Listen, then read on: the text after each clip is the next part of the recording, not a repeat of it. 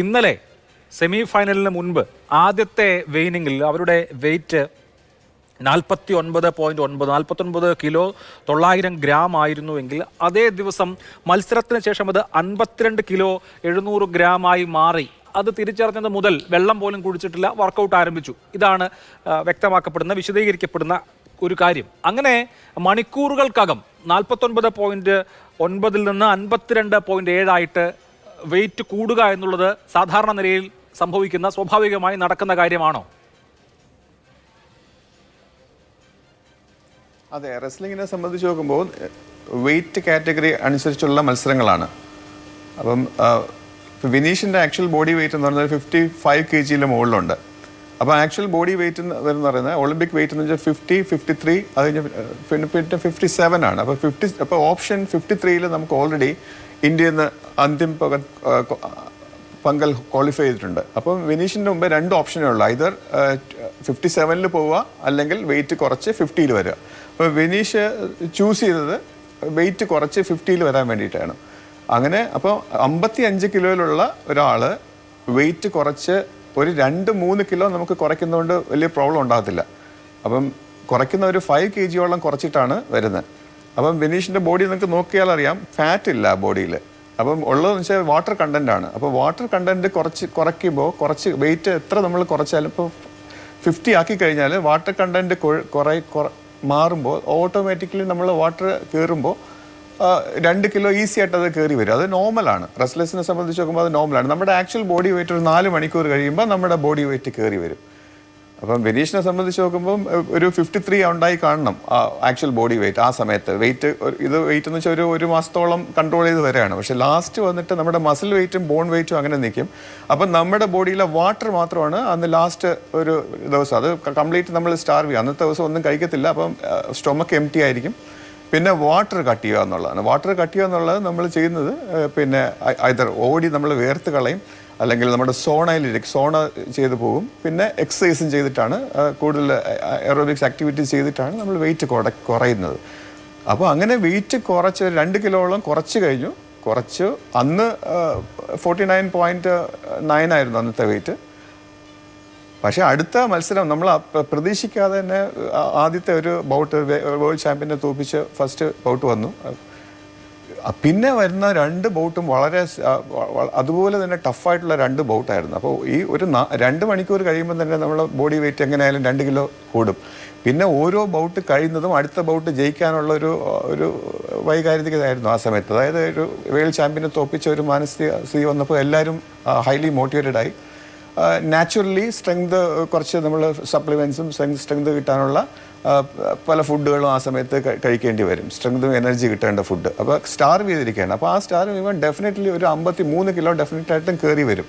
അതാണ് last semi ഫൈനലിൽ കഴിഞ്ഞപ്പോൾ വെയിറ്റ് 52.9 വരെ ആയി. അതായത് ഓൾമോസ്റ്റ് 3 കിലോ വരെ 2.7 2.5 കിലോയിൽ മുകളിൽ നമ്മൾ കയറി വന്നു.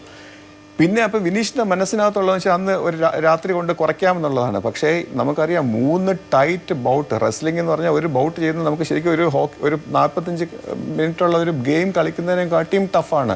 ഈ ഒരു 3 മിനിറ്റ് കൊണ്ട് നമുക്ക് അത്രയും നമ്മുടെ എനർജി പോകും. അങ്ങനെ 3 ബൗട്ട് ഒരു ദിവസം കഴിയുമ്പോൾ എത്രത്തോളം പിന്നെ ശാരീരികമായി തളർച്ച ഉണ്ടാവുമെന്ന് ബൗട്ട് ചെയ്യുന്ന എല്ലാവർക്കും അറിയാം. പിന്നെ നമുക്ക് ആ ഒരു ഫിസിക്കൽ എക്സേർഷൻ ആ നൈറ്റിൽ പുള്ളിക്കാരത്തേക്ക് വേണ്ട, അതായത് പുള്ളിക്കാരത്തെ മനസ്സിനകത്തുള്ള എനിക്ക് കുറയ്ക്കാൻ കഴിയും എന്നുള്ള ഒരു അതിലോട്ട് എത്തത്തില്ല. പിന്നെ നമുക്ക് കഴിയുന്നതെന്ന് വെച്ചാൽ ഇതെല്ലാം മുടി മുറിക്കുക, ബ്ലഡ് ഊറ്റിക്കളയുക, പിന്നെ കംപ്ലീറ്റ് വെള്ളം, പല മെഡിസിൻസോ അല്ലെങ്കിൽ ഏതെങ്കിലും സോണ പല രീതിയിലും കുറയ്ക്കുക എന്നുള്ളതാണ്. അത് മാക്സിമം ട്രൈ ചെയ്തു.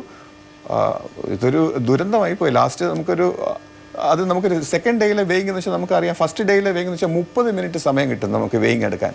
സെക്കൻഡ് ഡേയിലെന്ന് വെച്ചാൽ ഓൺലി 15 മിനിറ്റ്സേ കിട്ടത്തുള്ളൂ. അത് ഫസ്റ്റ് എടുത്തു, രണ്ടാമത് എടുത്തിട്ട് പിന്നെ അപ്പോഴത്തേക്ക് 15 മിനിറ്റ്സ് പോകും. ഇതിൽ വേറെ ഒന്നുമില്ല, ഇതെല്ലാം ഓട്ടോമാറ്റിക് ആണ് അവിടെ നടക്കുന്നത്.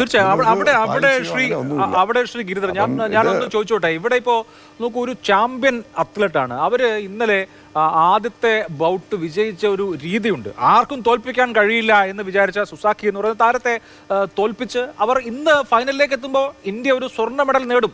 ഇന്ത്യ ഈ ഈ കായിക ചരിത്രത്തിലെ ഏറ്റവും മികച്ച ഒരു സമ്മോഹനമായ മുഹൂർത്തത്തിലേക്ക് എത്തും എന്ന് എല്ലാവരും വിചാരിച്ച് നിൽക്കുകയാണ്. ഇങ്ങനൊരു സംഭവം, ഇതിന്റെ സാങ്കേതികത്വം എന്തായാലും ഇത്രയും നോക്കൂ, ഒരു ചാമ്പ്യന് ശരിക്കും പറഞ്ഞാൽ ചാമ്പ്യൻഷിപ്പ് നിഷേധിക്കുന്ന തരത്തിലുള്ള സമീപനവും നിയമങ്ങളുമായി പോയില്ലേ? അതേക്കുറിച്ച് ഗുസ്തി രംഗത്ത് നിന്ന് തന്നെ വിമർശനങ്ങൾ ഉയരുന്നുണ്ട്.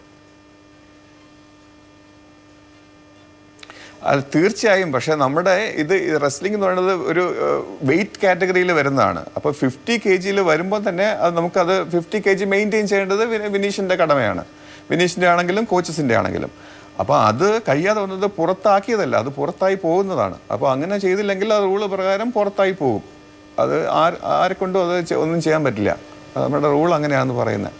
ആ ഒരു 15 മിനിറ്റിനകത്ത് നമ്മുടെ ബോഡി വെയിറ്റ് കറക്റ്റ് ആക്കിയില്ലെങ്കിൽ ഓട്ടോമാറ്റിക്കലി അത് ആ കായിക താരത്തിന് സംഭവിക്കുന്ന വലിയ അനീതിയായി മാറുന്ന പ്രശ്നമുണ്ട്. ഇപ്പോൾ ജോർദാൻ ബറോസ്, അദ്ദേഹം ഫ്രീ സ്റ്റൈൽ ഗുസ്തിയിലെ ഏറ്റവും പ്രധാനപ്പെട്ട താരങ്ങളിൽ ഒരാളാണല്ലോ. അദ്ദേഹം തന്നെ ഈ വിഷയത്തിനകത്ത് പറയുന്നു, നോക്കൂ, 1 കിലോ സെക്കൻഡ് ദിവസത്തെ രണ്ടാമത്തെ ദിവസത്തിലെ വെയിനിങ്ങിൽ 1 കിലോ അലവൻസ് കൊടുക്കണം. അതുപോലെ തന്നെ ഈ ഭാരമെടുക്കുന്ന സമയം 8:30 നിന്ന് 10:30 മാറ്റണം തുടങ്ങിയ കാര്യങ്ങൾ. പിന്നെ ഒരാൾ സെമി ഫൈനൽ ജയിക്കുന്ന 2 പേർക്കും മെഡൽ ഉറപ്പാക്കുന്ന വിധത്തിൽ നിയമങ്ങൾ മാറ്റി എഴുതണമെന്ന് ഈ ഗുസ്തിയിലെ ഈ വിഭാഗത്തിലെ തന്നെ ഏറ്റവും പ്രധാനപ്പെട്ട കായിക താരങ്ങൾ അഭിപ്രായപ്പെടുന്നുണ്ട്. അപ്പോൾ ഒരു ചാമ്പ്യൻ അത്ലറ്റിന് മെഡൽ നഷ്ടമാവുന്ന ഒരു സാഹചര്യം വരുമ്പോഴാണ് നമുക്ക് ഇത്രയും ഒരു ഹാർട്ട് ബ്രേക്ക് ഉണ്ടാവുന്നത്. തീർച്ചയായും ഇത് പല രീതിയിൽ ഇതിൻ്റെ ചർച്ച ഇതിലോട്ട് മുന്നോട്ട് പോകും. അത് ചിലപ്പോൾ ഇനി ഫ്യൂച്ചറിൽ സെക്കൻഡ് ഡേയ്സിൽ ടോളറൻസോ ഇത് വളരെ രീതിയിൽ നമ്മുടെ ഇന്ത്യയിൽ മാത്രമല്ല ചർച്ച, വേൾഡ് റെസ്ലിംഗ് ഇത് വളരെ രീതിയിൽ ചർച്ച നടത്തുന്നുണ്ട്. അപ്പം ഫ്യൂച്ചറിൽ ഇനി ഏതെങ്കിലും നിയമത്തിന് ചെറിയ റിലാക്സേഷൻ ഉണ്ടാവും എന്നറിയത്തില്ല. 53 കിലോഗ്രാം ആയിരുന്നു അവരുടെ സ്വാഭാവികമായ അവർ മത്സരിച്ച് വന്നിരുന്ന കാറ്റഗറി. അവരുടെ സ്വാഭാവികമായ കാറ്റഗറിയിൽ ഇത്തവണ മത്സരിക്കാൻ പറ്റില്ല. അവർ കഴിഞ്ഞ വർഷം ഈ സമയത്ത് സമരം ചെയ്യുകയായിരുന്നു.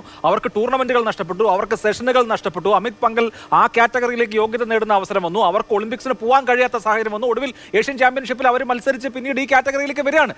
ശരിക്കും അവർക്കൊരു ലെവൽ പ്ലേയിങ് ഫീൽഡ് ഉണ്ടായിരുന്നെങ്കിൽ, അവർക്ക് സുഖകരമായ കാലാവസ്ഥയായിരുന്നെങ്കിൽ അവരുടെ സ്വന്തം കാറ്റഗറിയായ 53 തന്നെ അവർക്ക് ക്വാളിഫൈ ചെയ്യാനും മത്സരിക്കാനും പറ്റിയാനെ. 53 നിന്ന് 50 മടങ്ങേണ്ടി വന്നത് അവരുടെ കുറ്റം കൊണ്ടല്ലോ. വിനീഷിനെ നമ്മുടെ ഫെഡറേഷനും ഇന്ത്യൻ ഗവൺമെൻറ്റും വളരെ രീതിയിൽ, അതായത് ലാസ്റ്റ് ഒരു 8 years ആയിട്ട് വെളിയിലാണ്, ഹംഗറിയിലാണ് ട്രെയിനിങ് മാത്രമല്ല, ട്രെയിനിങ്ങിന് അഡീഷണൽ കോച്ച്, അഡീഷണൽ ട്രെയിനേഴ്സ്, പിന്നെ ട്രെയിനിങ് പാർട്ട്നേഴ്സ്, ഇങ്ങനെ ഒരു വലിയൊരു സന്നാഹം തന്നെ വിനീഷിൻ്റെ കൂടെ ഉണ്ടായിരുന്നു. പക്ഷേ ചില ട്രയൽസിലൊന്നും വിനീഷ് പങ്കെടുത്തിട്ടില്ല 53 കിലോയിലുള്ള. അങ്ങനെ വന്നപ്പോൾ അവസരം സ്വയമായിട്ട് മാറിയതാണ്. അതിനുശേഷമാണ് ഈ ഇഷ്യൂസൊക്കെ ഉണ്ടാകുന്നത്. അപ്പോൾ അതും ഇതുമായിട്ട് നമുക്ക് കൂട്ടിക്കുഴയ്ക്കേണ്ട ആവശ്യമല്ല. ഇതിൽ നമുക്ക് ഇത് എന്താ പറയുക, ഇതൊരു വിധിയും ഒരു ദുരന്തമായിപ്പോയി. നമുക്ക് പോസ്റ്റ്മോർട്ടം ചെയ്ത് നോക്കിക്കഴിഞ്ഞാൽ ഇതിലൊന്നും പാവപ്പഴയില്ല. അത് റെസ്ലറും ആ സമയത്തുള്ള